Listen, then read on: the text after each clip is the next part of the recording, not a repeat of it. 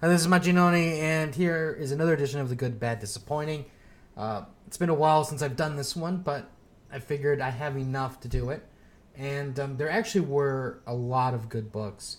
So even though made my pick, other books are probably close to being deserving to the good book of the week. But I have to go with Secret Wars number 3. And the reason why is this book really did what an event book should do. It gives you a little bit about everything. It gives you a, a bit about what's going on. It gives you something to want to look, so this way to make you want to buy the next issue. And it does some explaining.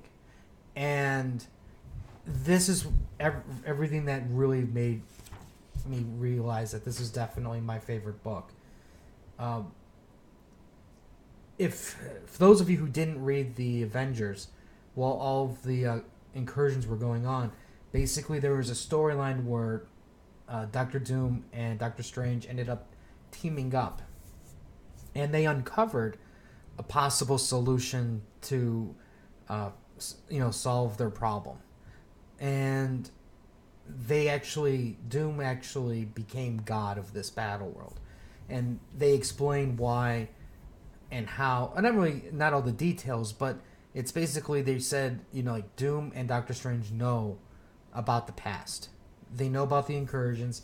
They know about the existing world. I mean the pre-existing world, and they've just been keeping that a secret from everybody. And while that's going on, you actually get to see Doctor Doom's face, and which was kind of surprising. And then, if you remember in the earlier issue, they had the spaceships, and on one spaceship you had Thanos and his gang, and then there was other ships with the superheroes. Well, in this issue, we get Miles, who had snuck aboard Thanos' ship. And Miles comes out, he's like, WTF. And then Doctor Strange is like, what, you remember everything? And then they open up the other ship that they had in stasis, and that one had like Star-Lord, Captain Marvel, and a few other characters, Doctor Strange, Black Panther, and they know everything also. So it's it's just another layer of story. And it's like, in a sense, these are the characters that are going to be the catalyst that are going to break this whole thing apart.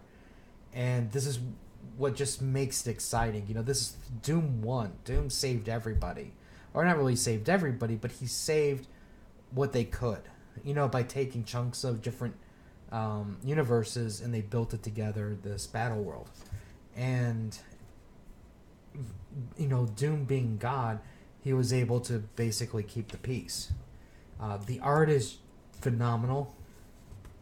It's really, really strong, and it's just for me. It's a sense of wonder as to what's going to happen next, and that's what really is intriguing me to want to keep reading. And they do things like you have the army of Thors, that are the police force, and you're just like, you just want to see them fight. And there's going to be a fight with Thanos. So, it's like you're getting little pieces of what you want. And this story has just been a true solid read so far. It had a strong build-up, and now Hickman is doing a great job at finishing everything up. Like you said, the art is fantastic. The characterizations are great, and this has been a solid read so far. Okay, my bad. And that is Extinction Agenda.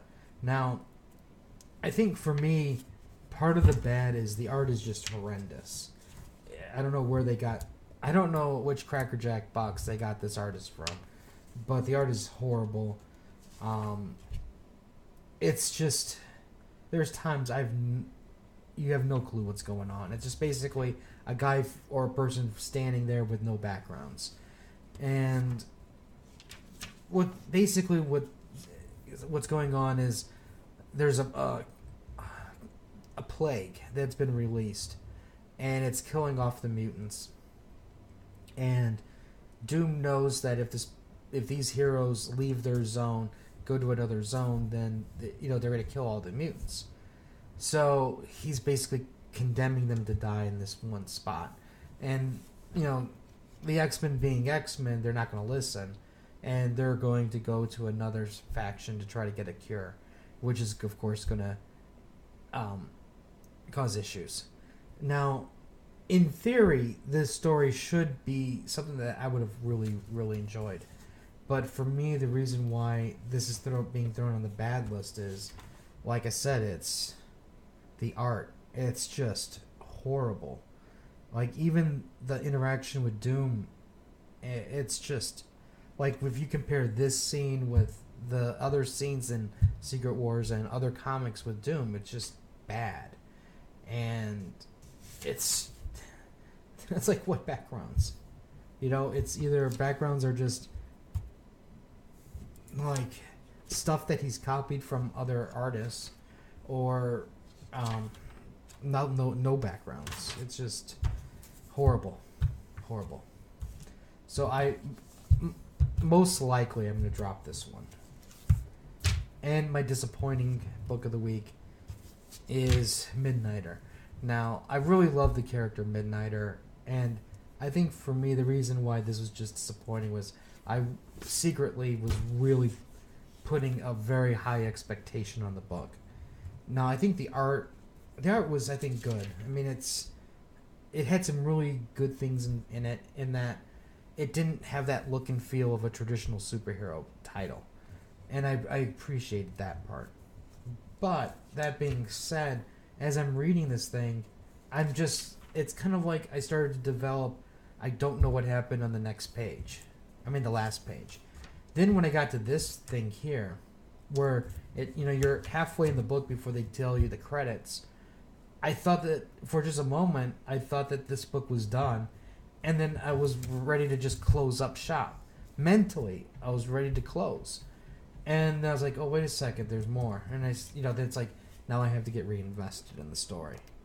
The other thing that's really weird about these books is DC has like a funky ad that's going on, where it's like, how normally the ad just takes place in one page, but they put the ad like this. I'm like, what are you doing? But whatever, so anyways, this is my good, the bad, disappointing. But like I said, even though this may not be everybody's favorite book, there are other really strong books which I'll do some reviews on. But anyways, let me know what your good, your bad, your disappointing is. We'll have some more reviews later. Like, share. I do the podcast with Cons, Freaks, and Geeks. The link is down below, and we'll have more stuff later. So until next time.